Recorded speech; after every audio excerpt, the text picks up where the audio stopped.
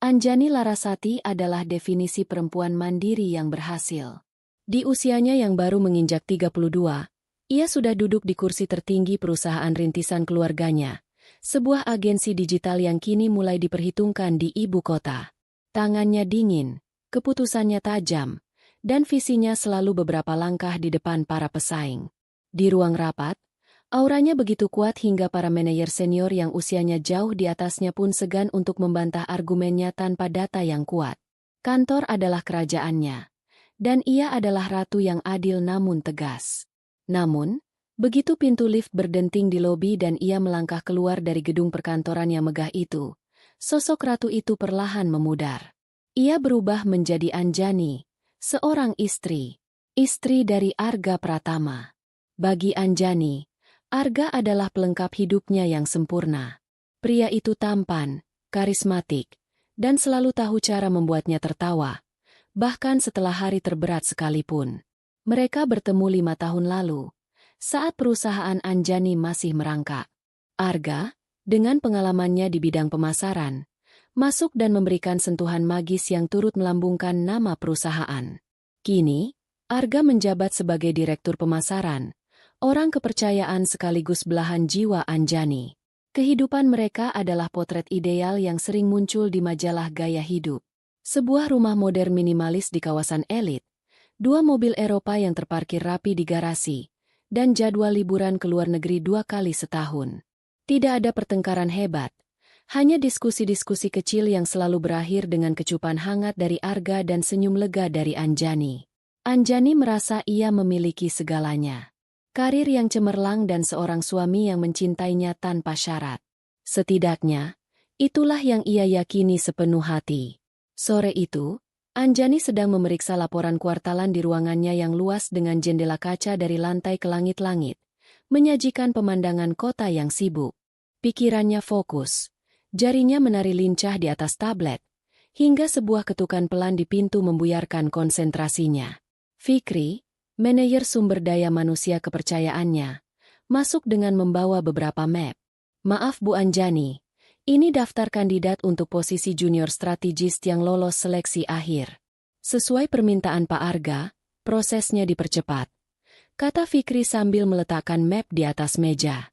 Anjani mengangguk, membuka map teratas. Matanya menyapu deretan kualifikasi dan foto para kandidat.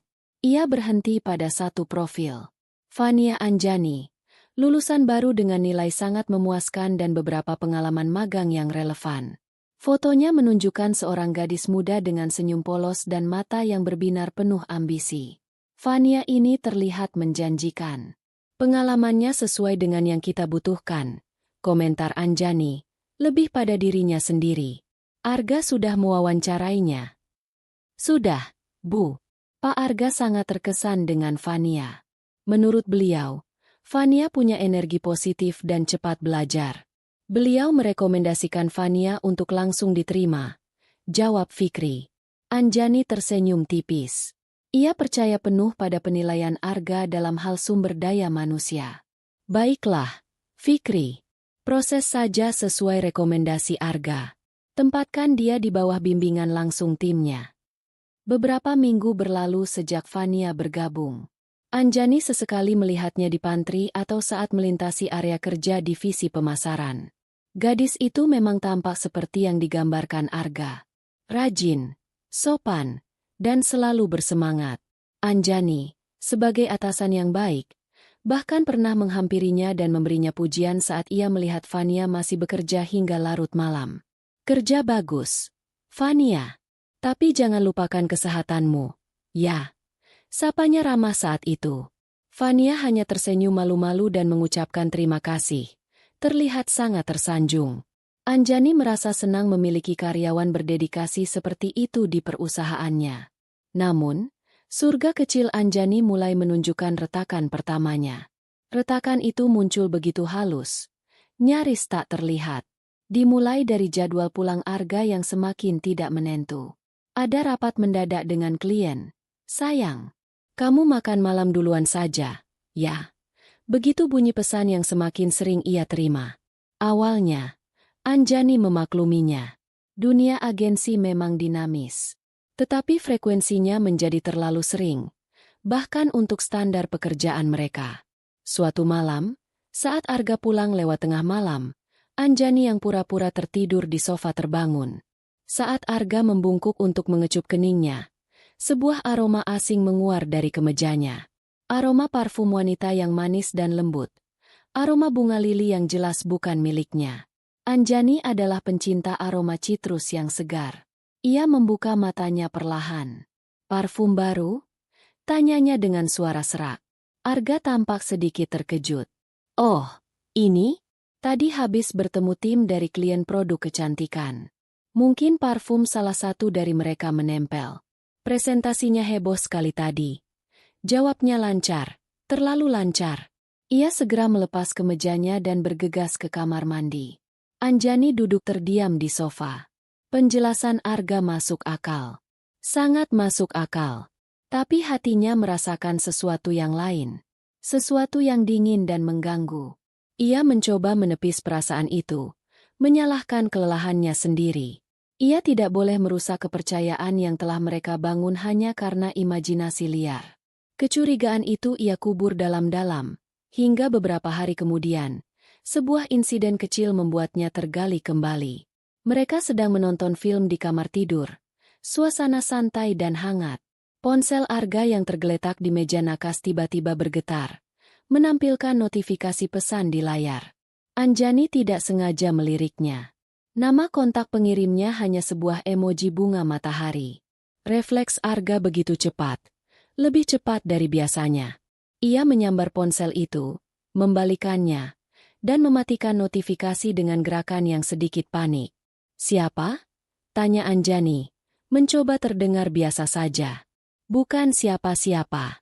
Cuma grup kantor. Berisik sekali. Jawab Arga sambil tersenyum, namun matanya tidak menatap Anjani. Ia meletakkan ponselnya kembali dengan layar menghadap ke bawah. Malam itu, Anjani tidak bisa tidur. Bayangan emoji bunga matahari, aroma parfum lili, dan alasan-alasan rapat mendadak berputar-putar di kepalanya. Untuk pertama kalinya dalam 5 tahun pernikahan mereka, Anjani menatap punggung suaminya yang tertidur lelap dengan perasaan asing. Perasaan bahwa pria yang berbaring di sampingnya mungkin menyimpan sebuah dunia yang tidak ia ketahui. Surga yang ia tinggali terasa mulai berguncang. Benih curiga yang ditanam oleh insiden-insiden kecil itu mulai tumbuh. Akarnya menjalar pelan namun pasti di dalam benak Anjani. Pagi hari setelah malam tanpa tidur itu, ia mencoba bersikap seperti biasa. Menyiapkan sarapan, membahas jadwal hari itu dengan Arga, dan memberinya kecupan sebelum berangkat kerja. Ia berusaha meyakinkan dirinya sendiri bahwa ia hanya terlalu banyak bekerja, bahwa imajinasinya menjadi liar karena stres. Ia merasa bersalah karena telah menaruh syakwa sangka pada suaminya, pria yang selama ini menjadi sandarannya. Di kantor, ia sengaja menyibukkan diri.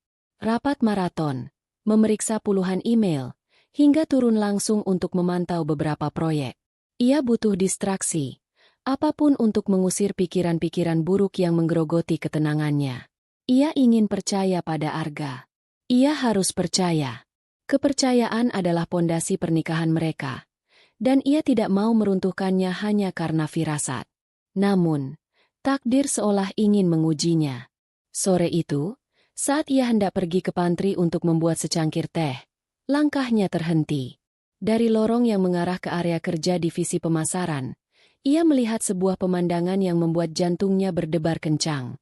Di sudut ruangan yang agak sepi, dekat dengan jendela besar, Arga dan Fania sedang berdiri berhadapan. Bukan posisi atasan dan bawahan yang sedang berdiskusi formal. Jarak mereka terlalu dekat. Arga sedikit mencondongkan tubuhnya ke arah Fania, dan Fania mendongak sambil tertawa kecil. Tangannya sesekali menyentuh lengan kemeja Arga dengan ringan. Gestur mereka intim, akrab, seolah mereka berada di dunia mereka sendiri, lupa bahwa mereka berada di tengah kantor yang sibuk. Anjani mematung di tempatnya berdiri, tersembunyi di balik pilar besar. Dadanya terasa sesak. Itu bukan percakapan kerja biasa. Ia tahu betul bagaimana Arga saat sedang serius membahas pekerjaan. Sikapnya akan tegas dan profesional. Tapi yang ia lihat sekarang adalah Arga yang santai, Arga yang menawan, Arga yang sama seperti saat pertama kali merayunya dulu. Dan tawa Fania. Tawa itu terdengar begitu genit dan manja. Tepat saat itu, salah seorang karyawan lain berjalan melewati mereka. Seketika, Arga dan Fania mengubah posisi mereka. Mereka langsung menciptakan jarak, dan ekspresi mereka berubah menjadi formal. Seolah saklar baru saja ditekan. Perubahan yang drastis dan disengaja itu justru menjadi penegasan bagi Anjani. Ada sesuatu yang mereka sembunyikan. Dengan langkah yang terasa berat, Anjani membatalkan niatnya ke pantry dan kembali ke ruangannya. Ia menutup pintu, bersandar sejenak, dan mencoba mengatur napasnya yang memburu. Gambaran Arga dan Fania yang tertawa bersama terus berputar di kepalanya.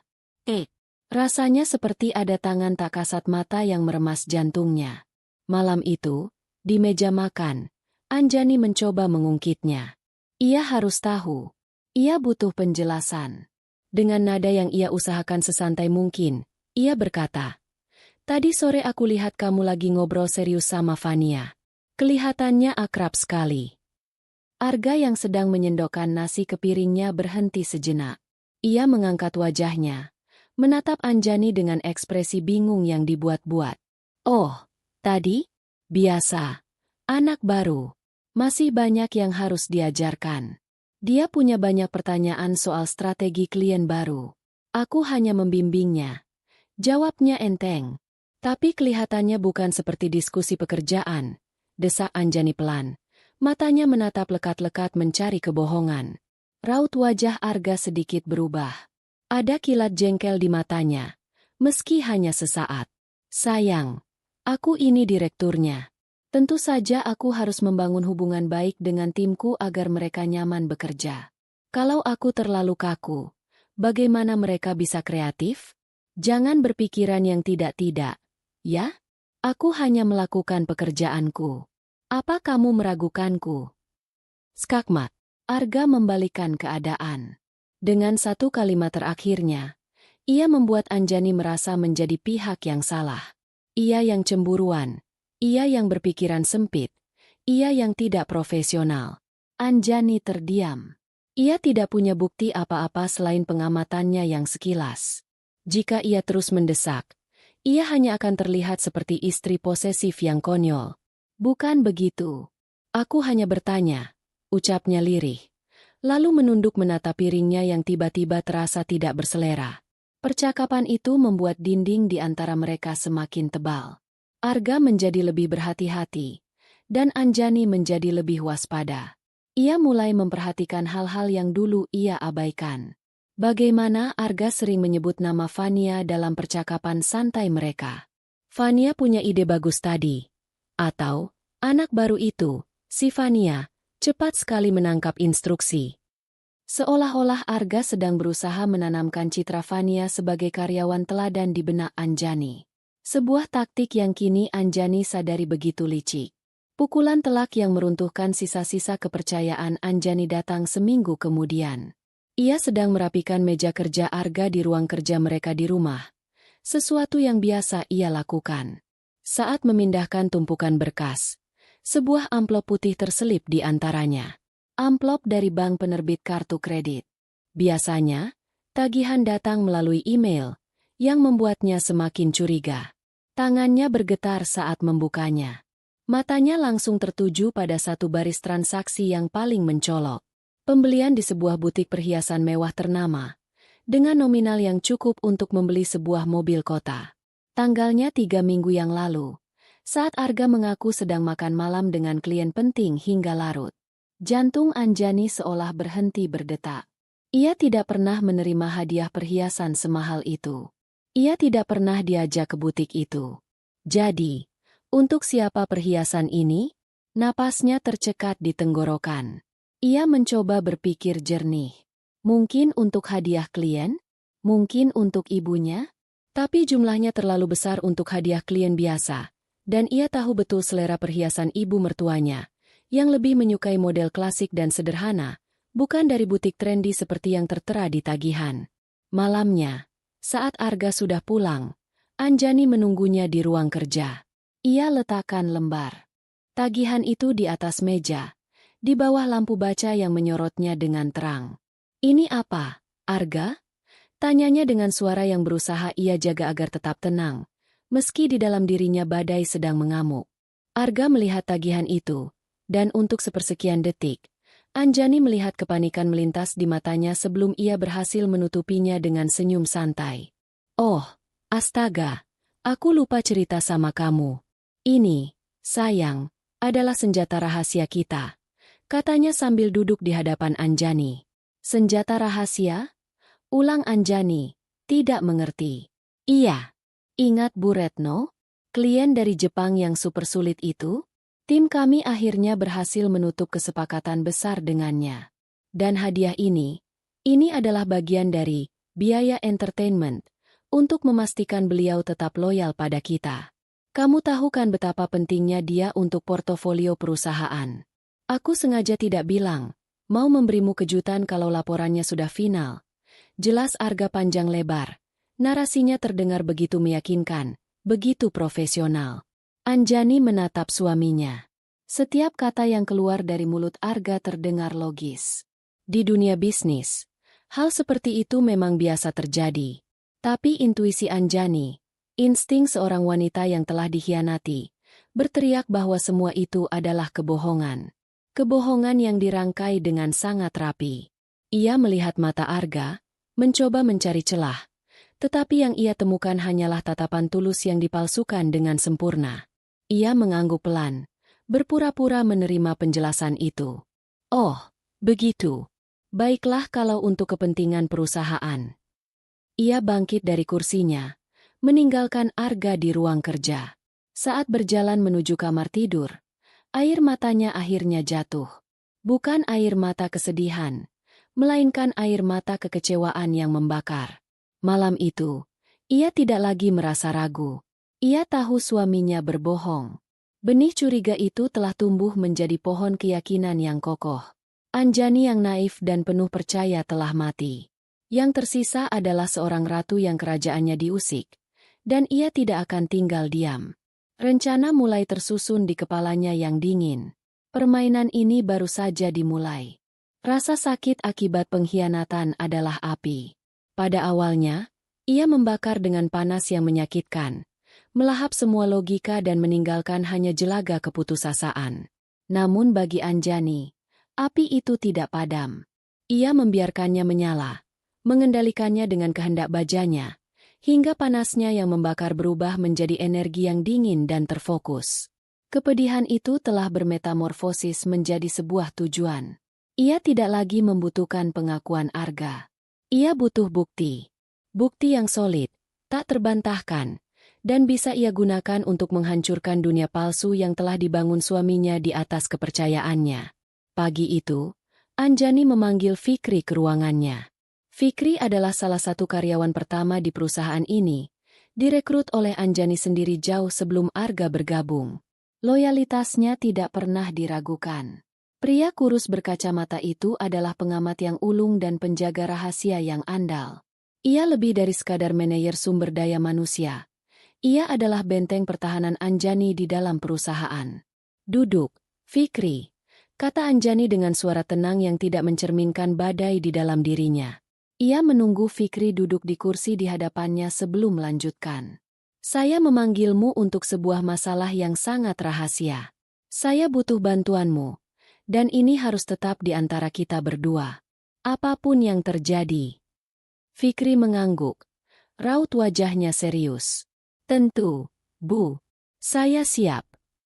Anjani menarik napas dalam-dalam, memilih kata-katanya dengan hati-hati. Ia tidak bisa menunjukkan sisi personalnya. Ini harus menjadi masalah perusahaan. Belakangan ini, saya merasa ada beberapa kejanggalan di divisi pemasaran. Laporan pengeluaran untuk entertainment klien membengkak, beberapa target kuartalan meleset tipis, dan ada banyak sekali permintaan lembur. Namun, hasilnya tidak sepadan. Saya khawatir ada inefisiensi atau, lebih buruk lagi, penyalahgunaan waktu dan fasilitas kantor. Ia berhenti sejenak, membiarkan Fikri mencerna informasinya. Saya ingin kamu melakukan audit internal secara diam-diam. Saya tidak mau ada kepanikan atau rumor yang tidak perlu. Tugasmu sederhana. Amati. Perhatikan pola kerja di divisi itu. Siapa yang paling sering lembur? Apa yang mereka kerjakan? Siapa yang sering berinteraksi dengan direktur pemasaran di luar agenda rapat resmi? Catat semuanya. Durasi pertemuan, frekuensi, apapun yang menurutmu tidak wajar dan tidak produktif. Anjani sengaja tidak menyebut nama Fania. Ia ingin Fikri sampai pada kesimpulan itu sendiri secara objektif. Fikri adalah pria yang cerdas. Ia pasti bisa membaca yang tersirat. Fokus pada aktivitas yang tidak tercatat dalam jadwal resmi. Lanjut Anjani, matanya menatap Fikri dengan tajam. Saya butuh data. Fikri. Bukan gosip. Data mentah tentang bagaimana waktu dan sumber daya digunakan di divisi itu. Laporan langsung ke email pribadi saya. Di luar jam kerja. Bisa kamu lakukan. Fikri menatap atasannya sejenak. Ia sudah cukup lama bekerja dengan Anjani untuk tahu bahwa ini lebih dari sekadar audit efisiensi biasa. Nada suara Anjani, meski tenang, mengandung beban yang berat. Namun, loyalitasnya melarangnya untuk bertanya lebih jauh. Saya mengerti, Bu. Anggap saja sudah dilaksanakan. Mulai hari itu, Fikri menjadi mata dan telinga Anjani. Ia menjalankan tugasnya dengan presisi seorang agen intelijen. Dari ruangannya yang memiliki dinding kaca yang menghadap sebagian area pemasaran, ia memiliki sudut pandang yang strategis. Ia mulai mencatat. Pukul 10.15, Fania masuk ke ruangan Arga. Pintu ditutup. Pukul 11, Fania keluar dengan wajah sedikit merona. Tidak ada email atau memo tindak lanjut mengenai rapat tersebut. Pukul 14.30, Arga dan Fania berjalan bersama ke pantry. Percakapan mereka terdengar pelan dan penuh tawa, berhenti seketika saat karyawan lain bergabung. Laporan pertama Fikri masuk ke email pribadi Anjani malam itu. Sebuah lampiran Excel sederhana berisi log waktu dan observasi. Pukul 10.15, pukul 11, VA di ruangan AP pintu tertutup. Agenda, tidak diketahui. Pukul 12.30, pukul 13.30, AP dan VA makan siang di luar kantor. Tidak bersama tim lain.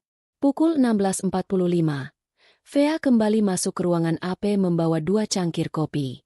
Masih di dalam hingga jam kerja berakhir. Anjani membaca setiap baris dengan hati yang terasa beku. Pola itu begitu jelas. Begitu kurang ajar. Mereka melakukannya tepat di bawah hidungnya. Di dalam perusahaan yang ia bangun dengan keringat dan air matanya. Amarahnya memuncak. Namun ia berhasil menekannya kembali. Ini belum cukup. Ini masih bisa disangkal Arga sebagai pembinaan intensif untuk karyawan baru. Di rumah, Anjani memainkan perannya dengan sempurna. Ia menjadi istri yang lebih perhatian. Ia menanyakan bagaimana hari Arga, mendengarkan cerita-ceritanya tentang klien dan proyek, bahkan sesekali memujinya. Kamu hebat sekali, bisa menangani tim sebesar itu, katanya pada suatu malam, sambil memijat bahu Arga yang sedang duduk di sofa. Arga tersenyum puas, merasa di atas angin. Ia tidak menyadari bahwa sentuhan lembut di bahunya berasal dari tangan seorang wanita yang sedang merencanakan kejatuhannya. Ia mengira kehangatan Anjani adalah tanda cinta, padahal itu adalah kehangatan api yang sedang menunggu waktu untuk melahapnya. Laporan Fikri terus berdatangan setiap malam. Semakin hari, laporannya semakin detail. Fikri berhasil menemukan sesuatu yang lebih signifikan. Bu, kata Fikri saat mereka bertemu diam-diam di area parkir basement yang sepi. Ada yang lebih serius. Beberapa kali Pak Arga dan Fania tercatat lembur dengan alasan mengerjakan presentasi penting untuk klien X. Saya berinisiatif memeriksa log akses server di jam-jam tersebut. Tidak ada satupun file presentasi yang dibuka, dimodifikasi, atau dibuat oleh mereka berdua. Log komputer mereka hanya menunjukkan aktivitas minimal, seolah hanya dinyalakan untuk formalitas. Anjani mencengkeram kemudi mobilnya erat-erat. Jadi, ruang kantor suaminya, ruang direktur di perusahaannya, telah mereka jadikan tempat pertemuan pribadi mereka, dengan kedok lembur yang akan dibayar oleh perusahaan. Ini bukan lagi sekadar perselingkuhan. Ini sudah masuk ranah penipuan. Terus kumpulkan bukti, Fikri. Apapun yang kamu temukan, sekecil apapun, desis Anjani. Jejak perselingkuhan mereka semakin jelas dari hari ke hari. Suatu sore, Fikri mengirim sebuah foto ke ponsel Anjani. Foto itu diambil dari kejauhan, sedikit buram, namun pesannya sangat jelas. Foto itu menunjukkan Arga di lobi sebuah pusat perbelanjaan, menyerahkan sebuah kantong belanja kecil dari butik perhiasan yang sama dengan yang tertera di tagihan kartu kreditnya kepada Fania. Fania menerimanya dengan senyum lebar yang begitu memuakkan bagi Anjani. Melihat foto itu, Anjani tidak merasakan sakit lagi. Yang ia rasakan adalah kepastian, keyakinan mutlak. Ia menyimpan foto itu, mengarsipkannya bersama laporan-laporan Fikri yang lain. Tumpukan bukti itu adalah amunisinya. Ia terus menunggu, terus mengumpulkan, menunggu satu momen, satu bukti pamungkas yang akan menjadi pemicu untuk memulai serangan baliknya. Dan ia tahu, dengan kelalaian dan arogansi mereka, momen itu akan segera tiba. Arga dan Fania mengira mereka sedang menari di atas panggung rahasia, tidak menyadari bahwa Anjani adalah sutradara yang sedang mempersiapkan tirai untuk jatuh menimpa mereka. Kesabaran Anjani adalah sebuah seni. Ia merajutnya hari demi hari, berpura-pura menjadi istri yang setia dan atasan yang tidak menaruh curiga, sementara di dalam dirinya, sebuah rencana besar sedang dibentuk. Ia telah memiliki laporan Fikri, catatan waktu, log server palsu, bahkan foto transaksi terlarang. Namun ia masih merasakan ada satu kepingan puzzle yang hilang. Satu bukti fisik yang bisa ia lihat dengan mata kepalanya sendiri. Bukti yang akan menghapus sisa keraguan terakhir dan mengesahkan perang yang akan ia mulai. Kesempatan itu datang pada hari Jumat, saat perusahaan mengadakan rapat bulanan gabungan atau town hall. Acara ini bersifat semi-formal, di mana semua karyawan dari berbagai divisi berkumpul di aula utama untuk mendengarkan paparan kinerja dari para direktur dan CEO. Ini adalah panggung bagi Arga untuk bersinar, memamerkan pencapaian divisinya dengan gaya presentasinya yang memukau. Dan bagi Anjani, ini adalah kesempatan sempurna untuk melakukan observasi. Anjani duduk di barisan depan bersama jajaran direksi lainnya. Ia mendengarkan dengan saksama saat Direktur Keuangan memaparkan angka-angka. Namun, matanya tidak tertuju pada layar proyektor. Matanya menyapu kerumunan karyawan, mencari satu sosok. Dan ia menemukannya. Fania duduk di baris kelima, di antara rekan-rekan setimnya. Ia tampak begitu percaya diri, sesekali tertawa kecil mendengar lelucon dari rekannya. Ia terlihat seperti karyawan muda manapun yang sedang menikmati acara kantor. Kemudian, giliran Arga naik ke atas panggung. Saat Arga mulai berbicara, dengan suaranya yang dalam dan penuh percaya diri, Anjani melihat Fania menegakkan duduknya. Pandangannya terpaku pada Arga. Tatapannya penuh pemujaan. Sebuah senyum tipis dan bangga terukir di bibirnya. Senyum yang sama yang dulu sering Anjani berikan pada Arga. Pemandangan itu membuat perut Anjani terasa mual. Arga menyelesaikan presentasinya dengan tepuk tangan meriah. Setelah acara formal selesai, suasana menjadi lebih cair. Musik ringan diputar, dan hidangan kecil disajikan. Para karyawan mulai berbaur dan mengobrol. Anjani bangkit dari kursinya, memegang segelas jus jeruk, dan mulai berjalan di antara kerumunan, menyapa beberapa manajer dan karyawan, memainkan perannya sebagai CEO yang ramah dan mudah didekati. Setiap langkahnya terukur, membawanya semakin dekat ke tempat Fania berdiri bersama teman-temannya. Dan saat itulah ia melihatnya. Sesuatu yang berkilauan di leher Fania saat gadis itu tertawa dan sedikit mengibaskan rambutnya. Jantung Anjani seolah berhenti berdetak selama beberapa detik. Dunia di sekelilingnya seakan menjadi sunyi. Di sana, di leher jenjang Fania, tergantung sebuah kalung emas mawar yang sangat familiar. Liontinnya kecil, berbentuk berlian tunggal yang berkelip di bawah cahaya lampu aula. Anjani mengenali desainnya dengan sangat baik. Itu adalah desain eksklusif dari butik perhiasan yang tertera di tagihan kartu kredit Arga. Ia bahkan sempat melihatnya di situs web butik itu beberapa minggu lalu, saat rasa penasarannya membawanya ke sana. Napas Anjani tercekat. Inilah dia. Kepingan puzzle terakhir. Bukti tak terbantahkan. Kebohongan Arga tentang hadiah untuk klien kini telanjang bulat di hadapannya, melingkar dengan angkuh di leher selingkuhannya. Untuk sesaat, ia merasakan gelombang amarah yang begitu panas hingga ia ingin berjalan ke sana, merenggut kalung itu dari leher Fania, dan melemparkannya ke wajah Arga di depan semua orang. Tapi ia tidak melakukannya. Anjani yang impulsif sudah lama mati. Ia menarik napas dalam-dalam, menenangkan detak jantungnya yang menggila, dan memasang senyumnya yang paling menawan. Dengan langkah pelan dan anggun, ia menghampiri kelompok Fania. "Selamat sore semuanya." Sapanya ramah, membuat Fania dan teman-temannya sedikit terkejut dan langsung bersikap hormat. "Presentasi dari tim pemasaran tadi hebat sekali. Kerja bagus." "Terima kasih, Bu Anjani," jawab mereka serempak. Anjani kemudian memfokuskan pandangannya pada Fania. Matanya tertuju pada kalung itu. "Fania, kalungmu indah sekali," katanya dengan nada tulus yang dibuat-buat. "Desainnya sangat elegan. Boleh saya lihat lebih dekat?" Fania tampak sangat tersanjung sekaligus gugup. Perhatian mendadak dari sang CEO membuatnya salah tingkah. "Oh, ini, Bu. Terima kasih banyak," jawabnya sambil tanpa sadar menyentuh liontin itu. "Pasti hadiah, ya? Dari seseorang yang sangat spesial, sepertinya." Pancing Anjani dengan lembut. Matanya menatap langsung ke mata Fania, mencari kebohongan di sana. Wajah Fania bersemu merah. Terjebak antara keinginan untuk pamer dan keharusan untuk menjaga rahasia, ia memilih jawaban klise yang justru mengkonfirmasi segalanya. "Hehe, bisa dibilang begitu, Bu. Dari pengagum rahasia," jawabnya dengan tawa kecil yang terdengar sumbang di telinga Anjani. Pengagum rahasia. Dua kata itu menjadi vonis mati bagi pernikahan Anjani dan karir Arga. Anjani tersenyum lebih lebar. Senyumnya terasa dingin bahkan bagi dirinya sendiri. "Wah, kamu beruntung sekali. Dia pasti punya selera yang bagus. Teruskan kerja kerasmu, ya."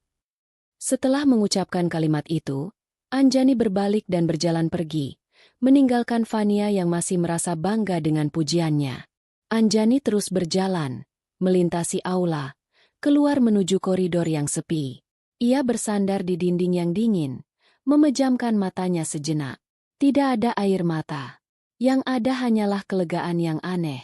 Babak keraguan dan pencarian bukti telah resmi berakhir.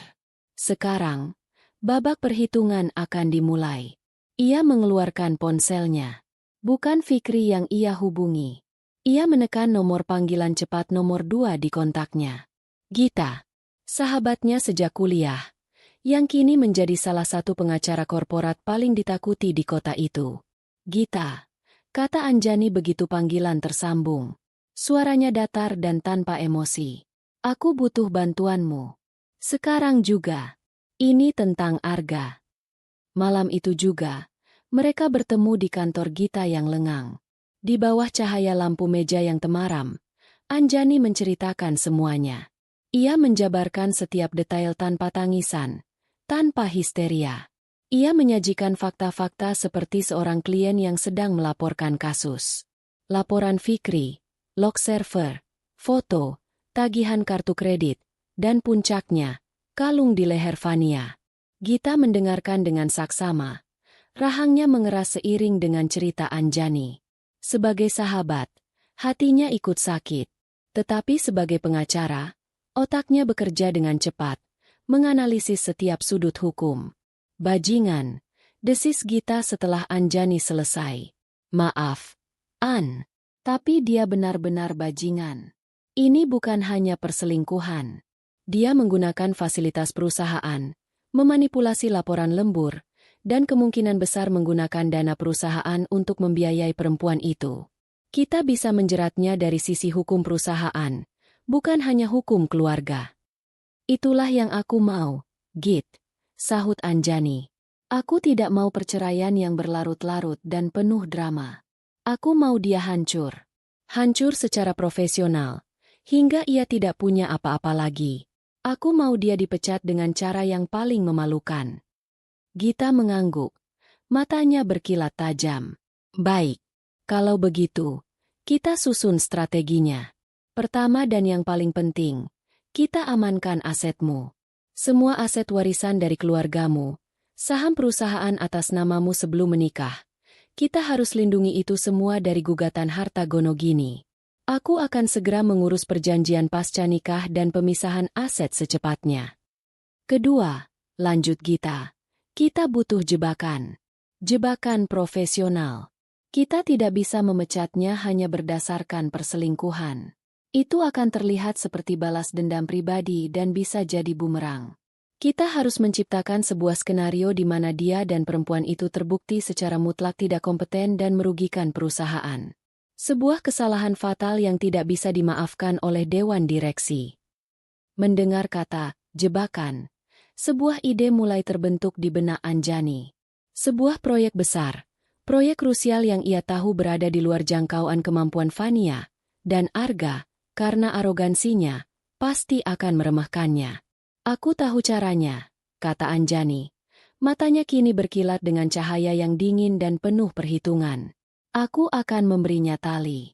Tali yang cukup panjang untuk mereka berdua gantung diri. Malam itu, di kantor hukum yang sunyi, seorang ratu yang terluka dan seorang pengacara yang tajam mulai merancang sebuah skenario kehancuran. Bukan lagi tentang hati yang patah, tapi tentang sebuah perhitungan yang akan dibayar lunas. Strategi telah tersusun, dan Anjani bergerak dengan kecepatan dan ketepatan seekor predator. Pagi hari setelah pertemuannya dengan Gita, ia sudah duduk di hadapan pengacara itu lagi, kali ini bersama dengan notaris dan penasihat keuangannya. Ruangan itu terasa dingin dan steril, sama seperti keputusan yang sedang ia ambil. Di atas meja mahoni yang mengilap, terhampar tumpukan dokumen tebal. Setiap lembar adalah satu langkah menjauh dari kehidupan yang pernah ia kenal. Satu bata yang ia cabut dari pondasi pernikahannya. Gita menjelaskan setiap klausul dengan suara yang tenang dan profesional. Perjanjian pemisahan aset, akta hibah untuk mengamankan properti warisan keluarga Anjani, revisi kepemilikan saham di perusahaan agar kembali 100% atas namanya sesuai dengan status sebelum menikah. Anjani menandatangani setiap dokumen tanpa ragu. Tangannya mantap. Goresan penanya tegas. Tidak ada air mata. Tidak ada penyesalan. Yang ada hanyalah kejelasan yang menusuk.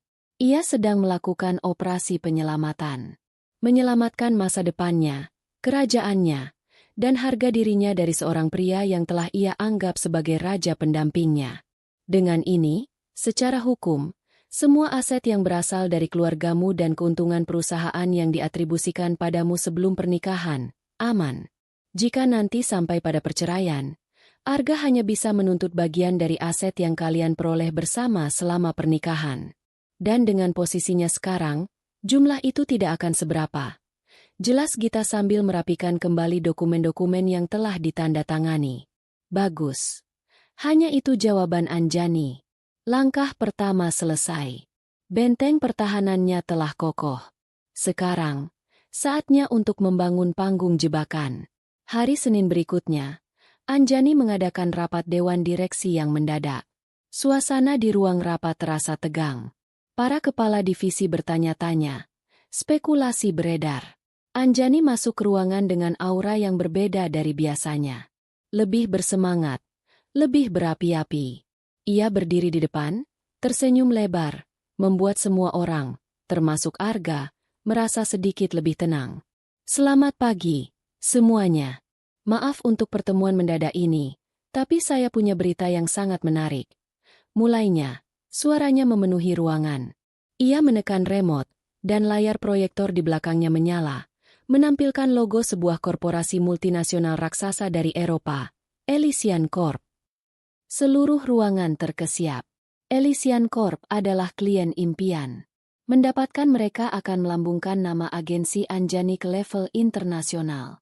Elysian Corp akan berekspansi ke pasar Asia Tenggara, dan mereka sedang mencari satu agensi digital eksklusif untuk menangani seluruh kampanye mereka di wilayah ini. Ini bukan sekadar proyek, ini adalah sebuah kemitraan jangka panjang dengan nilai yang bisa mengubah peta perusahaan kita selamanya. Jelas Anjani, matanya berkeliling menatap satu persatu wajah di ruangan itu. Mereka sudah menghubungi kita. Mereka terkesan dengan portofolio kita. Tapi, kita bukan satu-satunya kandidat. Kita harus bersaing dengan 3 agensi terbesar lainnya di negara ini. Kita punya waktu 3 minggu untuk mempersiapkan proposal dan presentasi yang akan menentukan segalanya. Proyek ini akan saya namakan Project Horizon. Anjani berhenti sejenak, membiarkan informasi itu meresap. Ia kemudian mengalihkan pandangannya ke Arga. Tatapannya melembut, penuh dengan kepercayaan dan kekaguman yang dipalsukan dengan sempurna. Ini adalah proyek terbesar yang pernah kita hadapi. Tanggung jawabnya sangat besar. Karena itu, saya tidak bisa mempercayakannya kepada sembarang orang. Saya butuh pemimpin yang punya visi, energi, dan keberanian untuk mengambil risiko. Seseorang yang sudah terbukti mampu membawa divisi pemasaran kita ke level yang lebih tinggi. Ia tersenyum langsung pada Arga. Arga, saya ingin kamu yang memimpin Project Horizon ini. Arga tertegun. Lalu wajahnya bersinar karena bangga. Egonya membengkak seketika. Di matanya, ini adalah pengakuan tertinggi dari istrinya, dari CEO-nya. Ini adalah bukti bahwa Anjani tidak mencurigai apapun. Justru sebaliknya, Anjani sangat mempercayainya. Para direktur lain mengangguk setuju. Penunjukan Arga adalah langkah yang logis. Tentu saja, Anjani. Saya merasa sangat terhormat. Saya tidak akan mengecewakanmu. Saya akan memberikan segalanya untuk proyek ini. Jawab Arga dengan suara bergetar karena semangat. Anjani mengangguk puas. Umpan pertama telah dimakan. Saya tahu kamu bisa. Tapi, kamu tidak akan sendirian. Kamu butuh tim yang solid. Dan untuk proyek sepenting ini, kamu butuh seorang manajer proyek yang berdedikasi penuh, yang bisa menjadi tangan kananmu. Anjani pura-pura berpikir sejenak, mengetuk-ngetukkan jarinya di dagu. Bagaimana dengan Fania? Ia menyebut nama itu dengan santai, seolah baru saja terlintas di benaknya. Dari yang aku dengar, dia sangat bersemangat dan punya banyak ide segar. Memberinya tanggung jawab besar mungkin bisa menjadi cara yang bagus untuk mengasah potensinya. Tentu saja, keputusan akhir ada di tanganmu sebagai pemimpin proyek. Mata Arga berbinar. Anjani tidak hanya memberinya proyek paling bergengsi, tapi juga memberinya alasan yang sah untuk bekerja sangat dekat dengan Fania, siang dan malam. Ini lebih dari sempurna. Ini adalah skenario impiannya. Ia bisa berselingkuh dengan tenang di bawah restu istrinya sendiri, terbungkus dalam kedok profesionalisme. Itu ide yang brilian, Anjani. Sahut Arga cepat, berusaha menyembunyikan kegembiraannya. Fania memang punya potensi luar biasa. Dia akan sangat cocok untuk peran ini. Saya setuju. Di sudut matanya, Anjani melihat Fikri yang duduk di barisan belakang sedikit menunduk, menyembunyikan ekspresi wajahnya. Fikri tahu persis apa yang sedang terjadi. Permainan telah dimulai. Sejak hari itu, dinamika di kantor dan di rumah berubah. Arga dan Fania resmi menjadi pasangan kerja yang tak terpisahkan. Mereka menghabiskan waktu berjam-jam di ruang rapat khusus yang didedikasikan untuk Project Horizon. Mereka pulang larut bersama, dan terkadang bahkan bekerja di akhir pekan. Semua orang di kantor melihatnya sebagai dedikasi tingkat tinggi. Hanya Anjani dan Fikri yang tahu apa yang sebenarnya terjadi di balik pintu yang tertutup itu. Di rumah, Anjani memainkan perannya sebagai istri pendukung nomor 1. Ia akan menyambut Arga yang pulang larut dengan senyuman hangat dan makan malam yang sudah ia siapkan. Bagaimana Project Horizon hari ini? Ada kemajuan? Tanyanya dengan nada penuh minat. Arga, yang merasa aman dan dicintai, akan bercerita dengan antusias. Ia akan memuji ide-ide Fania, menceritakan bagaimana gadis itu bekerja tanpa lelah, dan bagaimana mereka berdua menjadi tim yang sangat solid. Anjani akan mendengarkan dengan saksama, sesekali mengangguk dan memberikan pujian. Hebat sekali. Aku tidak salah memilihmu, katanya, sambil merapikan dasi Arga atau menuangkan segelas air untuknya. Setiap pujian yang keluar dari bibir Anjani adalah racun manis. Setiap senyumannya adalah selubung bagi rencana dingin yang sedang berjalan. Ia membiarkan Arga terbang tinggi dalam euforia kesuksesan dan perselingkuhan yang terselubung. Ia tahu betul, semakin tinggi seseorang terbang dengan sayap kebohongan, semakin keras ia akan jatuh menghantam tanah. Dan Anjani sedang mempersiapkan tanah itu, bukan dengan bantal empuk, melainkan dengan bebatuan yang tajam. Ia mengamati dari singgasananya, dengan kesabaran seorang dewi pembalasan, menyaksikan dua pionnya bergerak maju dengan riang gembira menuju papan permainan di mana mereka sudah dipastikan akan kalah telak. Memainkan peran sebagai istri yang naif dan suportif adalah sebuah pertunjukan yang menguras energi. Namun Anjani adalah aktris yang ulung. Ia telah mengubah rumahnya menjadi panggung sandiwara, dan setiap interaksinya dengan Arga adalah sebuah adegan yang telah ia latih dengan sempurna di dalam kepalanya. Ia menjadi perwujudan dari istri idaman yang dibutakan oleh cinta. Sosok yang begitu dipercaya oleh Arga hingga suaminya itu tidak lagi merasa perlu untuk berhati-hati. Suatu malam, sekitar seminggu setelah proyek Horizon dimulai, Arga menelepon saat Anjani baru saja akan tidur. Sayang, maaf sekali. Aku dan Fania harus lembur sampai pagi. Kami menemukan ide terobosan dan harus segera menuangkannya ke dalam proposal sebelum momentumnya hilang, kata Arga dari seberang telepon. Suaranya dibuat terdengar lelah namun penuh semangat. Anjani, yang dari laporan Fikri tahu bahwa Arga dan Fania sebenarnya baru saja check-in di sebuah hotel mewah di pusat kota untuk rapat strategis, menjawab dengan suara yang penuh pengertian dan kekaguman. Tidak apa-apa, sayang. Aku mengerti. Project Horizon adalah prioritas. Kamu hebat sekali sudah bekerja sekeras itu. Jangan lupa makan, ya? Perlu aku kirimkan sesuatu ke kantor? Tidak usah, sayang. Kami sudah pesan makanan. Kamu tidur saja duluan, ya? Aku mencintaimu, kata Arga. Aku juga mencintaimu, balas Anjani, lalu menutup telepon. Keheningan di kamar tidur yang luas itu terasa memekakan. Kata, cinta, yang baru saja ia ucapkan terasa seperti abu di lidahnya. Ia menatap pantulan dirinya di cermin besar. Wajahnya tenang, matanya dingin. Tidak ada jejak emosi. Wanita yang sedang ditipu itu tidak ada di sana. Yang ada hanyalah seorang ahli strategi yang baru saja berhasil membuat musuhnya semakin lengah. Disinilah bagian terpenting dari rencananya dijalankan. Sabotase melalui misinformasi. Anjani tahu Elysian Corp dari pengalamannya bertahun-tahun di industri ini. Mereka adalah perusahaan Eropa kuno yang menjunjung tinggi nilai-nilai minimalisme, keanggunan, dan kejujuran data.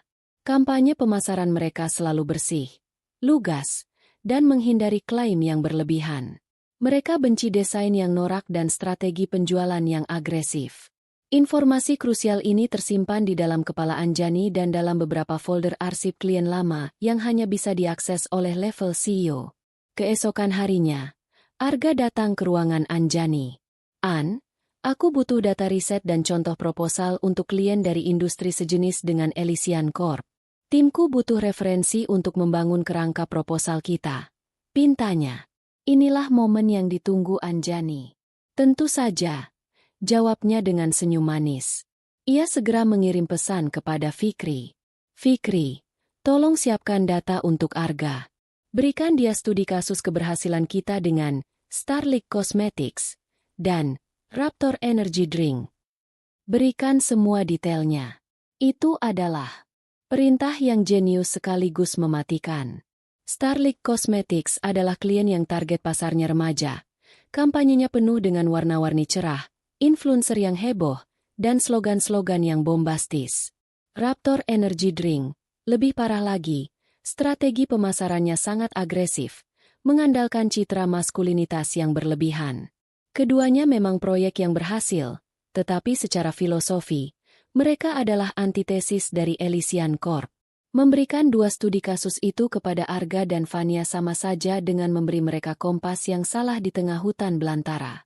Fikri melaksanakan perintah itu tanpa bertanya. Arga menerima data tersebut dengan gembira. Baginya, itu adalah jalan pintas menuju kesuksesan. Ia dan Fania menelan mentah-mentah data yang menyesatkan itu. Dari laporan harian Fikri, Anjani bisa memvisualisasikan apa yang terjadi di ruang Project Horizon. Fania, dengan kepercayaan diri yang meluap-luap karena merasa menjadi anak emas sang direktur, mengambil alih pengerjaan proposal. Ia merancang slide presentasi dengan palet warna neon yang menyilaukan, menggunakan font yang terlalu besar dan heboh. Ia mengisi proposal dengan janji-janji muluk dan klaim pertumbuhan pasar yang tidak realistis, meniru gaya agresif dari proposal Raptor Energy Drink. Arga, yang seharusnya mengawasi dan mengarahkan, terlalu sibuk menikmati peran barunya sebagai mentor sekaligus kekasih. Ia lebih banyak menghabiskan waktu untuk memuji setiap ide Fania, memberinya afeksi terselubung, dan merencanakan pertemuan mereka selanjutnya di luar kantor. Ia hanya memeriksa hasil kerja Fania secara sekilas. Bagus. Ini baru namanya berani. Elysian Corp pasti akan terpesona dengan visi kita. Begitulah komentarnya dalam salah satu email kepada Fania, yang salinannya diam-diam sudah tersimpan di folder rahasia Fikri. Setiap draft proposal yang salah arah, setiap email pujian Arga yang keliru, setiap catatan rapat yang menunjukkan keputusan mereka yang tidak strategis, semuanya didokumentasikan oleh Fikri dengan rapi. Folder digital bernama Project Horizon Audit di komputer Anjani semakin hari semakin penuh dengan amunisi. Itu adalah kronik kejatuhan mereka yang mereka tulis sendiri, dan Anjani hanyalah seorang arsiparis yang setia. Namun, memainkan peran ini setiap hari bukannya tanpa biaya. Ada malam-malam di mana Anjani merasa sangat lelah. Bukan lelah fisik, melainkan lelah jiwa. Suatu malam, saat sedang mencari sebuah buku di perpustakaan pribadinya, tangannya tanpa sengaja menyentuh sebuah album foto tebal. Album pernikahan mereka. Ia membukanya, dan halaman pertama menampilkan foto dirinya dan Arga yang sedang tertawa bahagia.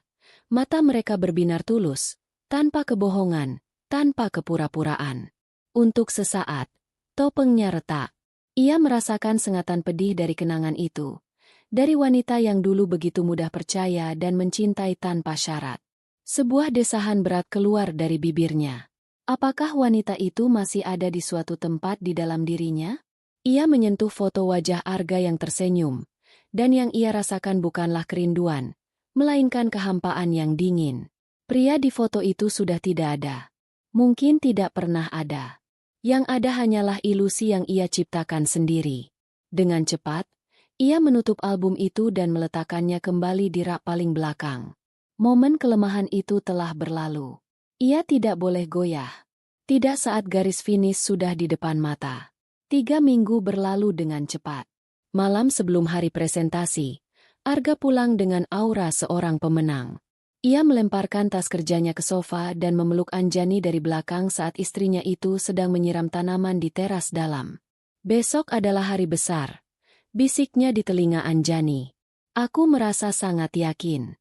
Proposal kita sempurna, berani, inovatif, dan sangat berbeda dari yang lain. Fania benar-benar seorang bintang. Anjani berbalik dalam pelukannya, menatap wajah suaminya yang berseri-seri.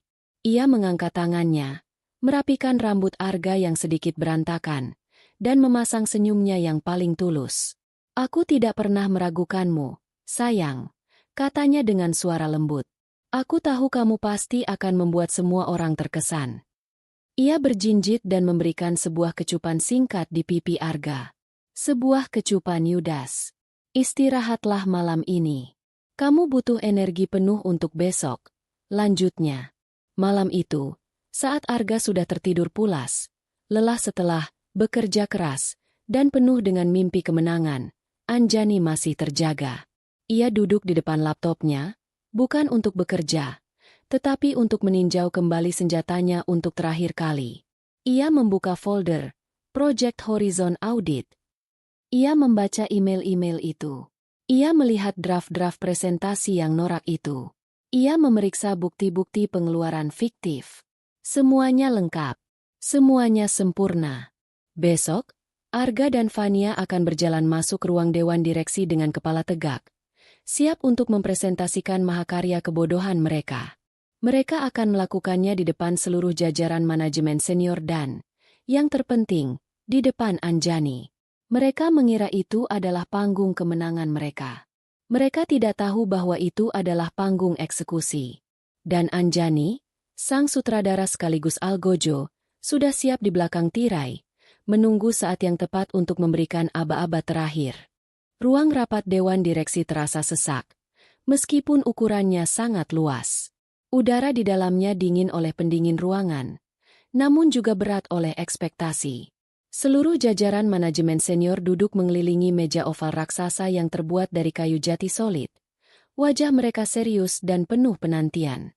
Di salah satu kursi utama, Anjani duduk dengan punggung tegak lurus. Ia mengenakan blazer berwarna biru tua yang tajam, rambutnya disanggul rapi, menampakkan lehernya yang jenjang. Wajahnya tenang seperti permukaan danau di pagi hari, namun matanya menyimpan kedalaman yang tak terduga. Ia adalah personifikasi dari ketenangan sebelum badai. Pintu ruangan terbuka, dan masuklah Arga bersama Fania. Mereka berdua adalah pusat perhatian. Arga mengenakan setelan paling mahalnya, dasinya diikat sempurna, dan senyum penuh percaya diri terpasang di wajahnya. Ia berjalan dengan langkah seorang jenderal yang akan mendeklarasikan kemenangan. Di sampingnya, Fania tampak bersinar. Ia mengenakan gaun kerja berwarna merah menyala, sebuah pilihan yang berani dan sedikit arogan untuk sebuah presentasi korporat. Riasan wajahnya sempurna, dan di lehernya, kalung berlian pemberian Arga berkilauan, seolah mengejek Anjani dalam diam. Mereka tampak seperti pasangan penguasa, siap menaklukkan dunia. Selamat pagi, semuanya. Terima kasih atas kehadirannya. Sapa Arga. Suaranya bergema dengan otoritas yang dibuat-buat. Ia menyambungkan laptopnya ke proyektor, dan layar di belakangnya menyala, menampilkan slide judul yang mencolok, Project Horizon, mendefinisikan ulang masa depan. Anjani hanya mengamati. Tangannya terlipat rapi di atas meja. Ia membiarkan Arga membuka acara, membiarkannya menikmati momen singkat di bawah sorotan lampu sebelum semuanya diredupkan paksa. Untuk presentasi detailnya, saya akan serahkan kepada manajer proyek kami yang luar biasa, Fania Anjani, kata Arga dengan bangga, memberikan panggung sepenuhnya kepada Fania. Fania melangkah maju dengan anggun. Ia tersenyum manis ke arah dewan direksi, senyum yang sama sekali tidak mencapai matanya. Terima kasih, Pak Arga. Selamat pagi, Bapak dan Ibu direksi. Lalu, pertunjukan horor itu pun dimulai.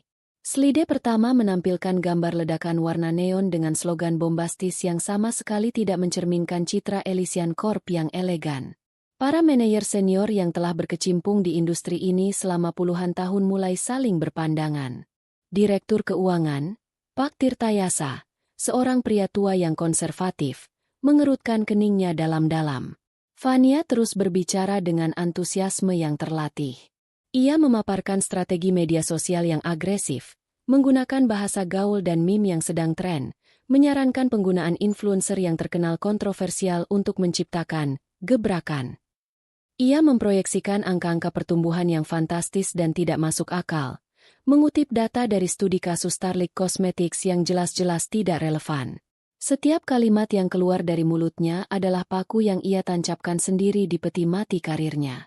Anjani tetap diam. Ekspresinya tidak berubah. Ia seperti seorang penonton di teater, menyaksikan sebuah drama yang sudah ia ketahui akhir ceritanya. Ia bisa merasakan kegelisahan yang mulai menjalar di ruangan itu. Para manajer yang tadinya duduk tegak, kini mulai bersandar, beberapa bahkan menggelengkan kepala secara halus. Keheningan di ruangan itu bukan lagi keheningan karena menyimak, melainkan keheningan karena kebingungan dan rasa syok. Saat Fania sampai pada bagian strategi kreatif, menampilkan desain iklan yang penuh warna dan berisik, Pak Tirtayasa tidak tahan lagi. Ia mengangkat tangannya. Maaf saya potong, Fania, katanya dengan suara berat. Saya sedikit bingung. Elysian Corp yang saya tahu adalah brand yang menjual kemewahan melalui kesederhanaan. Filosofi mereka adalah, Less is more. Tapi semua yang saya lihat di sini, ini seperti kampanye untuk minuman energi. Apa dasar dari pemilihan strategi yang sangat berlawanan ini? Pertanyaan itu tajam dan langsung ke intinya. Senyum di wajah Fania sedikit goyah. Ia melirik Arga sekilas, mencari bantuan. Arga memberinya anggukan kecil yang menyemangati. Terima kasih atas pertanyaannya, Pak Tirtayasa, jawab Fania, mencoba mengembalikan kepercayaan dirinya. Ini yang kami sebut sebagai strategi disruptif. Pasar sekarang sudah jenuh dengan citra minimalis yang membosankan. Kami ingin menawarkan sesuatu yang baru, yang berani, yang akan membuat Elysian Corp menjadi buah bibir di kalangan generasi muda. Jawaban itu terdengar seperti hafalan dari buku teks pemasaran tingkat pemula. Pak Tirtayasa hanya bersandar di kursinya. Wajahnya jelas tidak puas. Suasana di ruangan menjadi semakin dingin. Presentasi Fania berakhir bukan dengan tepuk tangan, melainkan dengan keheningan yang canggung. Semua orang menunggu. Menunggu reaksi dari sang CEO. Fania berdiri di depan. Senyumnya kini terlihat kaku dan dipaksakan. Ia tahu ada yang salah. Ia bisa merasakannya. Kepanikan mulai merayap di hatinya. Melihat kegagalan total di depan matanya, Fania melakukan kesalahan fatal yang sering dilakukan oleh orang yang tidak kompeten, mencari kambing hitam. Mungkin strategi ini terlihat terlalu berani karena keterbatasan data riset awal yang kami terima. Tim pendukung mungkin tidak memberikan kami insight yang cukup mendalam mengenai citra klien, katanya dengan nada yang menyiratkan tuduhan. Anjani nyaris tertawa. Menyalahkan tim pendukung, yang berarti menyalahkan Fikri, yang berarti menyalahkan dirinya sendiri yang telah memberikan data itu. Sungguh ironis. Sebelum ada yang sempat menanggapi, Arga segera maju ke depan, berdiri di samping Fania seolah ingin melindunginya. Saya rasa Fania sudah melakukan yang terbaik dengan sumber daya yang ada, katanya dengan nada defensif. Visi yang ia tawarkan mungkin di luar zona nyaman kita, tapi terkadang kita butuh lompatan seperti ini untuk menang. Saya berdiri di belakang proposal ini 100%, dan saya bertanggung jawab penuh atas arah strateginya. Fania telah bekerja siang dan malam tanpa lelah untuk proyek ini.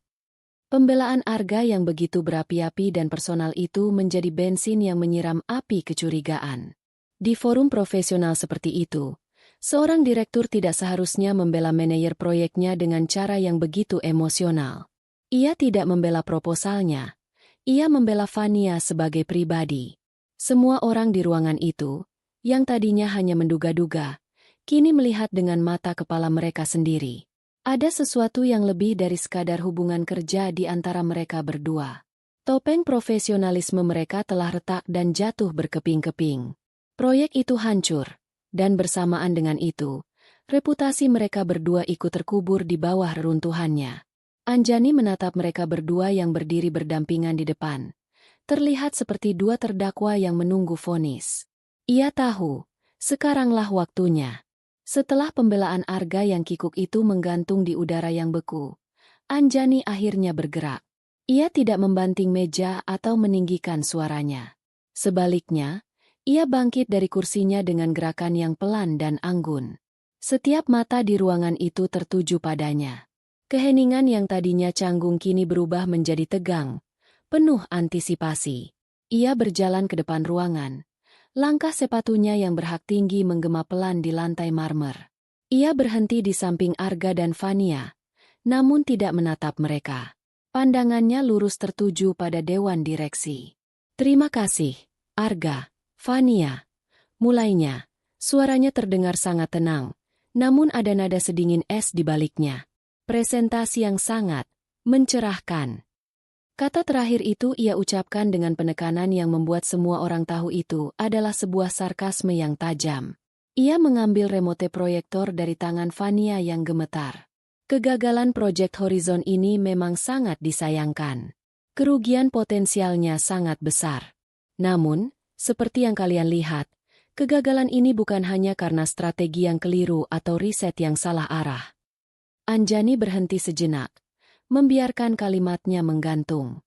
Ia menatap satu persatu wajah para manajer dan direktur. Ada alasan yang lebih dalam. Alasan yang menyangkut hal paling fundamental di perusahaan ini, integritas, etika, dan penyalahgunaan kepercayaan. Dengan ketenangan yang mengerikan, ia menekan sebuah tombol di remote. Presentasi Vania yang penuh warna itu lenyap. Sebagai gantinya, layar proyektor menampilkan sebuah halaman spreadsheet sederhana namun mematikan. Judulnya, Log Aktivitas Lembur versus Akses Server Project Horizon.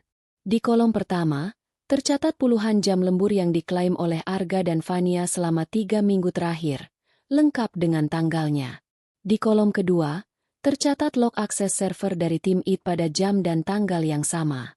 Isinya hampir seluruhnya sama. Tidak ada aktivitas. Seperti yang bisa Anda lihat, suara Anjani memecah keheningan yang mencekam. Ada lebih dari 80 jam kerja lembur yang diklaim dan sudah dibayarkan oleh perusahaan. Namun anehnya, tidak ada satupun file proyek yang dibuka, dikerjakan, atau disimpan selama jam-jam tersebut. Ruangan rapat dipakai, listrik dan AC menyala, tapi tidak ada pekerjaan yang dilakukan. Jadi pertanyaannya, apa yang sebenarnya mereka berdua kerjakan? Wajah Arga berubah pucat pasi. Vania mulai gemetar hebat. Matanya terpaku pada layar dengan ngeri. Anjani menekan tombol berikutnya. Layar kini menampilkan serangkaian foto. Foto pertama adalah foto Arga dan Vania yang sedang makan malam di restoran romantis. Tanggalnya cocok dengan salah satu klaim lembur mereka. Foto berikutnya adalah foto mereka berdua memasuki lobi hotel yang sama di mana Anjani tahu Arga pernah berbohong padanya. Juga di jam lembur. Dan yang paling telak adalah foto hasil jepretan Fikri di mall. Arga sedang menyerahkan kantong dari butik perhiasan kepada Vania. Anjani menekan tombol lagi. Kini layar menampilkan foto close-up kalung di leher Vania yang sedang ia pakai saat itu, disandingkan dengan screenshot tagihan kartu kredit Arga yang tertera nama butik dan harganya. Dan di sebelahnya lagi adalah laporan pengeluaran Arga di mana ia mengklaim biaya tersebut sebagai hadiah apresiasi untuk klien dari Jepang. Saya yakin, Ibu Retno dari Jepang pasti akan sangat terkejut mengetahui bahwa hadiah apresiasi untuknya ternyata melingkar dengan indah di leher manajer proyek kita, kata Anjani dengan nada datar. Suara napas tertahan terdengar di seluruh ruangan. Ini bukan lagi rapat evaluasi proyek. Ini adalah sebuah pembantaian publik. Arga membuka mulutnya, mencoba mengatakan sesuatu, tetapi tidak ada suara yang keluar. Ia seperti tercekik. Dunianya runtuh di depan matanya sendiri. Vania hanya bisa menunduk. Air matanya mulai mengalir di pipinya, membasahi gaun merahnya yang kini terlihat begitu konyol. Anjani melanjutkan tanpa belas kasihan, menampilkan email-email di mana Arga menolak masukan valid dari anggota tim lain demi menyetujui ide Vania yang buruk, bukti-bukti penyalahgunaan fasilitas kantor untuk kepentingan pribadi mereka. Ia membeberkan semuanya dengan presisi seorang jaksa penuntut, menyajikan fakta demi fakta, bukti demi bukti.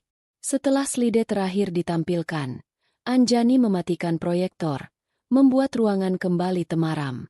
Ia akhirnya berbalik dan menatap langsung ke arah Vania, yang kini sesenggukan menahan tangis malu.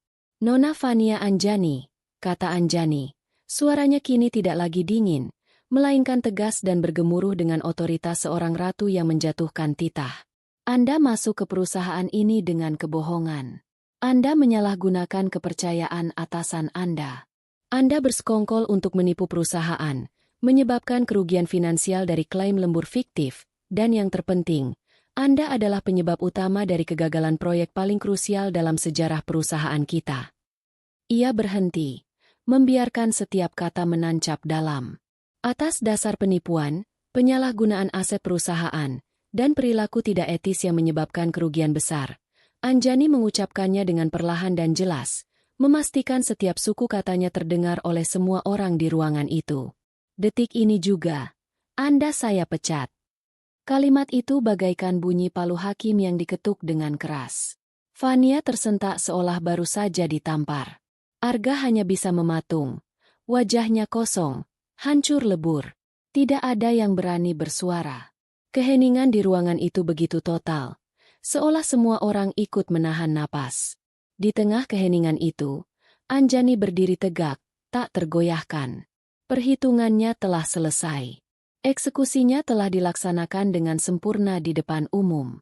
Dan ini, barulah permulaan dari kehancuran mereka. Pemecatan Fania yang diucapkan dengan lantang oleh Anjani menggema di ruang dewan direksi yang sunyi senyap. Kalimat itu bagaikan batu yang dilempar ke permukaan danau yang tenang, menciptakan riak-riak keterkejutan yang menyebar ke seluruh penjuru ruangan. Fania berdiri membeku, wajahnya basah oleh air mata. Kata-kata Anjani seolah menamparnya berulang kali. Untuk beberapa detik yang terasa seperti selamanya, tidak ada yang bergerak atau bersuara. Pak Tirtayasa adalah yang pertama memecah keheningan.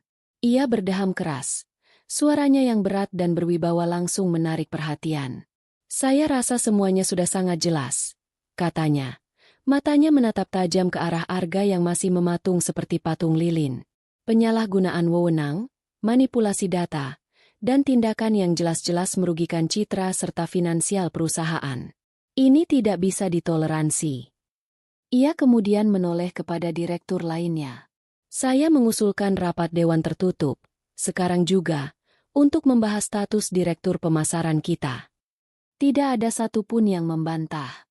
Anjani mengangguk singkat. Saya akan menunggu di luar, ucapnya dengan nada netral. Ia tidak perlu berada di sana. Misinya sudah selesai. Ia telah menyajikan bomnya, dan sekarang ia hanya perlu menunggu ledakannya. Ia berbalik dan berjalan keluar dari ruangan dengan langkah yang mantap, tidak sekalipun menoleh ke belakang untuk melihat wajah suaminya yang telah hancur. Saat pintu tertutup di belakang Anjani, Arga merasa seolah seluruh oksigen di ruangan itu telah tersedot keluar. Ia ditinggalkan sendirian di tengah tatapan mata para kolega yang tadinya menghormatinya. Tatapan itu kini berubah menjadi campuran antara jijik, kasihan, dan penghakiman. Fania sudah digiring keluar oleh petugas keamanan yang dipanggil diam-diam oleh Fikri. Arga sendirian. Benar-benar sendirian. Vonis untuknya dijatuhkan bahkan sebelum rapat resmi dimulai. 10 menit kemudian, pintu terbuka dan sekretaris dewan memintanya masuk. Ia berjalan seperti robot, duduk di kursi pesakitan, dan menerima putusannya. Diberhentikan secara tidak hormat. Efektif detik itu juga. Perjalanan pulang adalah sebuah kabut. Arga tidak ingat bagaimana ia bisa menyetir mobilnya melewati lalu lintas kota yang padat. Pikirannya kosong, berdengung oleh satu kata, hancur. Semuanya hancur. Karirnya, reputasinya, masa depannya. Tapi di tengah kekosongan itu, secercah harapan bodoh masih berusaha menyala. Anjani. Mungkin ia bisa bicara dengan Anjani. Mungkin Anjani hanya marah besar dan melakukan semua ini untuk memberinya pelajaran. Ya, pasti begitu.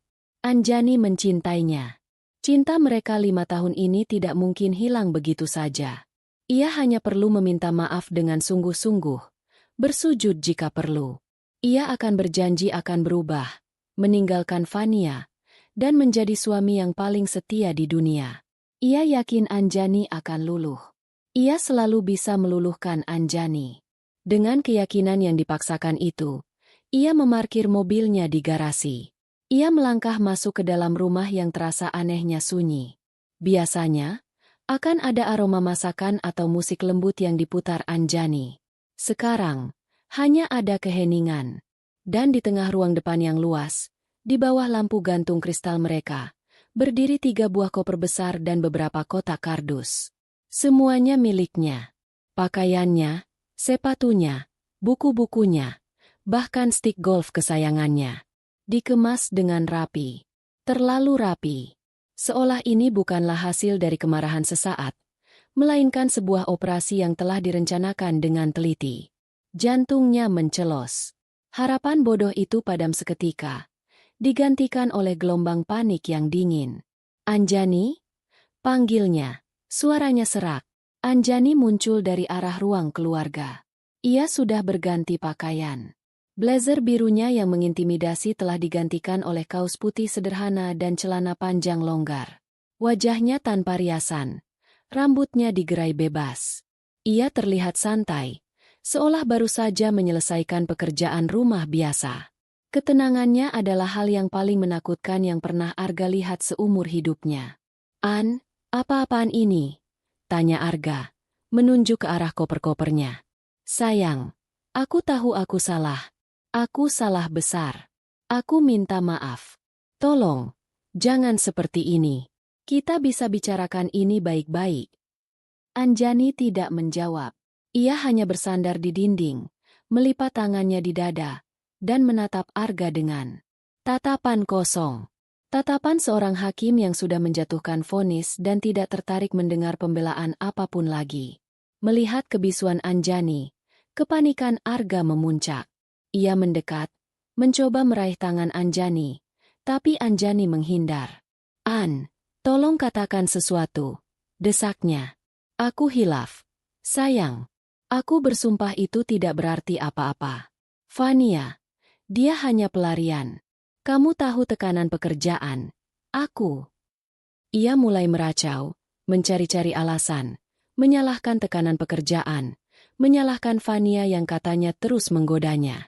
Setiap kata yang keluar dari mulutnya terdengar semakin menyedihkan dan pengecut. Anjani masih diam, membiarkan Arga mengeluarkan semua kebohongannya yang menyedihkan hingga ia kehabisan kata-kata. Saat Arga akhirnya terdiam, dengan napas terengah-engah dan mata yang mulai berkaca-kaca, Anjani akhirnya bergerak. Ia berjalan ke arah meja konsol di dekat pintu, mengambil sebuah amplop coklat tebal, dan berjalan kembali ke arah Arga. Ia tidak mengatakan apa-apa, hanya meletakkan amplop itu di atas salah satu koper Arga. Arga menatap amplop itu, lalu menatap Anjani. Apa ini? Semua sudah diurus, kata Anjani. Suaranya adalah yang pertama kali Arga dengar sejak ia tiba di rumah. Suaranya datar, tanpa getaran emosi sedikit pun. Pengacaraku akan menghubungimu besok. Arga merobek amplop itu dengan tangan gemetar. Di dalamnya ada setumpuk dokumen. Di halaman paling atas, tertulis dengan jelas, surat gugatan cerai. Rasanya seperti lantai di bawah kakinya runtuh. Ini nyata. Ini bukan sekadar pelajaran. Ini adalah akhir. Seluruh kekuatannya seakan terkuras habis. Lututnya lemas, dan ia jatuh berlutut di hadapan Anjani. Tangisnya pecah. Bukan tangis penyesalan yang tulus, melainkan tangis seorang pecundang yang kehilangan segalanya. Jangan, kumohon jangan, isaknya, mencoba memeluk kaki Anjani. Aku akan lakukan apa saja. Aku akan tinggalkan semuanya. Jangan tinggalkan aku. Aku tidak bisa hidup tanpamu. Ingat janji kita? Ingat semua yang sudah kita lalui. Ia menangis terseduh-seduh. Wajahnya basah oleh air mata dan ingus. Ia merendahkan dirinya hingga ke titik terendah, berharap bisa menemukan sedikit saja belas kasihan di mata istrinya. Anjani menatap pria yang sedang bersujud di kakinya itu. Tidak ada rasa iba. Tidak ada rasa kasihan. Yang ia rasakan hanyalah kelegaan.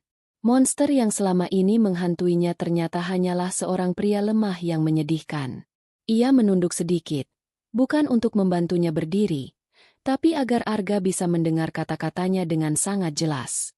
Semua sudah kuperhitungkan, Arga, bisiknya, kata-katanya setajam belati.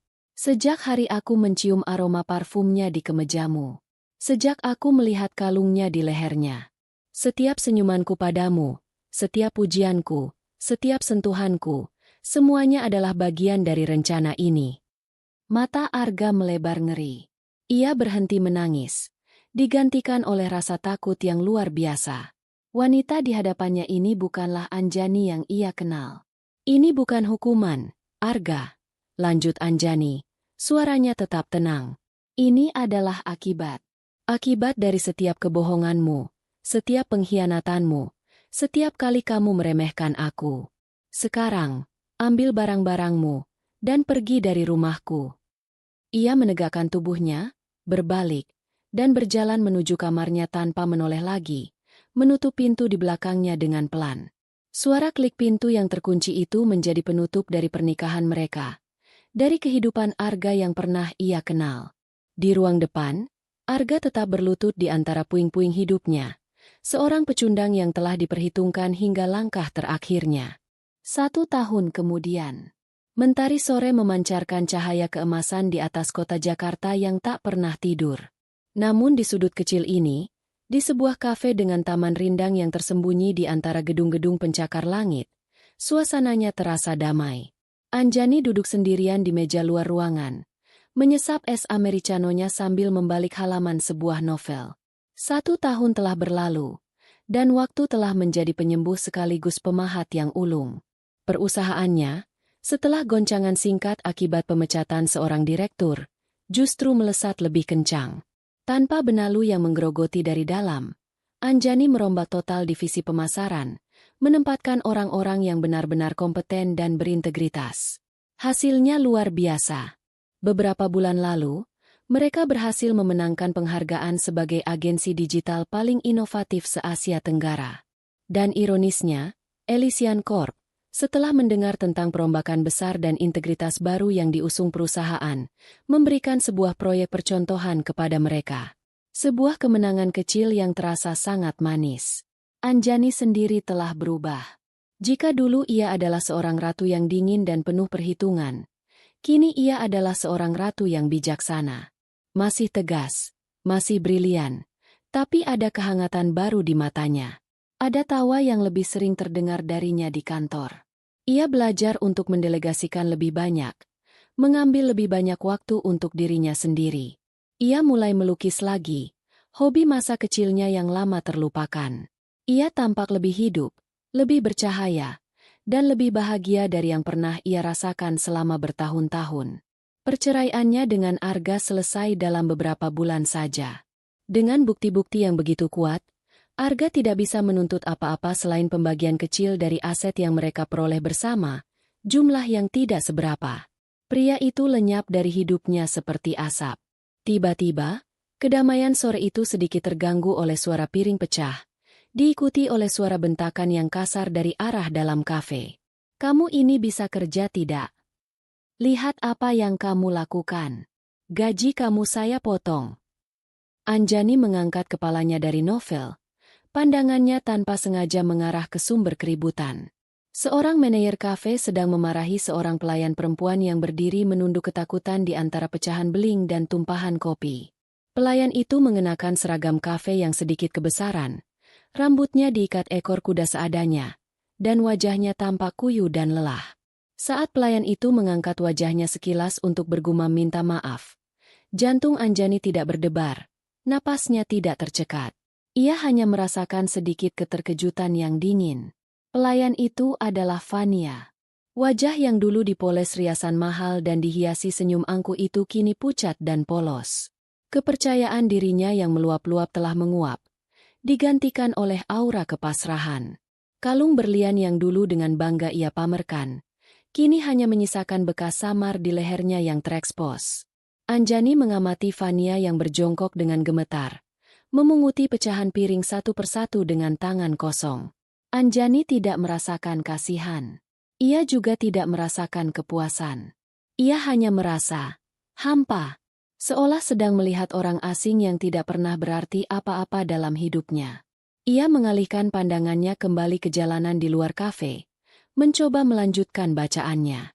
Namun takdir sepertinya punya selera humor yang aneh hari itu. Tepat saat ia mengangkat cangkir kopinya, matanya menangkap sosok lain di seberang jalan. Seorang pria dengan kemeja lengan panjang yang sedikit lusuh dan warnanya sudah pudar, sedang berdiri di bawah terik matahari, berusaha menyodorkan brosur kepada setiap pejalan kaki yang lewat. Wajahnya berkeringat, rambutnya menipis, dan punggungnya sedikit membungkuk karena lelah dan kalah. Orang-orang melewatinya begitu saja, beberapa bahkan menatapnya dengan pandangan jengkel. Seorang wanita muda dengan kasar menepis brosur yang ia tawarkan. Pria itu hanya bisa menghela napas panjang. Raut wajahnya dipenuhi keputusasaan yang mendalam. Saat pria itu berbalik sedikit, cahaya matahari menyinari wajahnya dengan jelas. Anjani mengenali wajah itu. Wajah yang dulu ia puja. Wajah yang pernah ia cium setiap malam. Itu Arga. Karismanya yang dulu memabukkan telah hilang sama sekali, digantikan oleh aura seorang pria yang telah digilas habis oleh kehidupan. Anjani mematung. Cangkir kopinya berhenti di tengah jalan menuju bibirnya. Di sana, Di hadapannya, tersaji sebuah diorama karma yang sempurna. Di dalam kafe, seorang pelayan yang ketakutan sedang membersihkan kesalahannya. Di luar kafe, seorang sales asuransi rendahan sedang berjuang di bawah matahari. Dua orang yang pernah bersekongkol untuk menghancurkannya, kini berada begitu dekat, namun terpisah oleh dinding kaca dan nasib mereka yang menyedihkan, tidak saling menyadari keberadaan satu sama lain. Dan mereka berdua sama sekali tidak menyadari bahwa wanita yang telah mengatur ulang takdir mereka sedang duduk dengan nyaman hanya beberapa meter dari mereka, menyaksikan drama bisu mereka. Sebuah senyum tipis mulai terukir di bibir Anjani. Bukan senyum sinis atau penuh kemenangan yang angkuh. Itu adalah senyum yang tulus. Senyum yang lahir dari kelegaan dan kesadaran penuh. Beban terakhir dari masa lalunya seakan terangkat dari pundaknya. Ia mengangkat cangkir kopinya sedikit, seolah bersulang untuk dirinya sendiri dalam diam. Lalu, sebuah tawa kecil lolos dari bibirnya. Tawa itu begitu pelan, nyaris seperti embusan napas. Tawa yang tidak mengandung kebencian atau kepuasan jahat. Itu adalah tawa pembebasan. Tawa seorang wanita yang telah berjalan melewati api dan keluar menjadi lebih kuat. Tawa yang menandakan bahwa babak lama telah benar-benar berakhir, dan di hadapannya terbentang halaman-halaman kosong yang siap ia tulis dengan kisahnya sendiri.